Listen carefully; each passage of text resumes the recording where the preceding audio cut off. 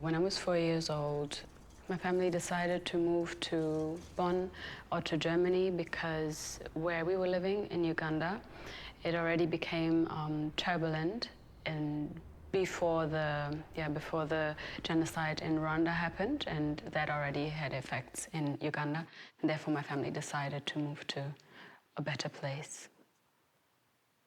I also have Rwandan roots, so one half is Ugandan and one half is Rwandan, and last winter I went to Rwanda. That was a good feeling to be there, and I'm planning on returning more often. And I remember conversations with a Rwandan guy, and he challenged me and asked me, so are you a proud Rwandan or are you a proud Ugandan? So those are very, very odd questions, I feel, and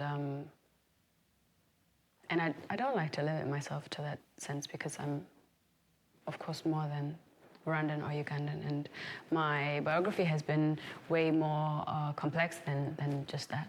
So, of course, there are always people who doubt that and who question that, but they don't matter. I can be German because what does that mean? You know, I can be German and African. I can be German and Rwandan and Ugandan at the same time. One doesn't have to exclude the other. I very much believe in, that plurality, which means you can be several things at the very same time. I like the word Afropean actually a lot because it embraces the two continents, the people that I've met here and grew up with. They're from all over the continent, the African continent. And the same with the European experience. I enjoy embracing my inner plurality, and therefore Afropean for me, gathers that very well.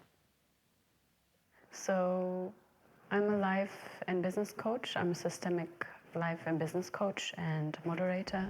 Having a different, I'd say, cultural background and actual background does help. It allows me to see from different perspectives, and this is what's very important as a moderator.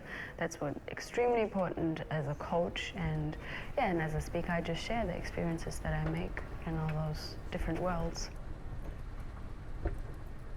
What's happening in a school class, for example, when someone of a different origin is bullied, has a lot to do with how do we treat migrants or refugees newly arrived in a country where they fled from horrible scenarios. I think that's why my work is being recognized more, which is really good, that there's a shift happening. I'm going to be moderating it's a get-together and conference of refugees, especially Afghan refugees. I'm very curious because that's a very different context actually, because usually I would work within the, I'd say, also Afropean context. And now moderating an Afghan conference is going to be very new, but I'm looking forward to the challenge. And I appreciate the trust that has been put forward already for me to do a good job there.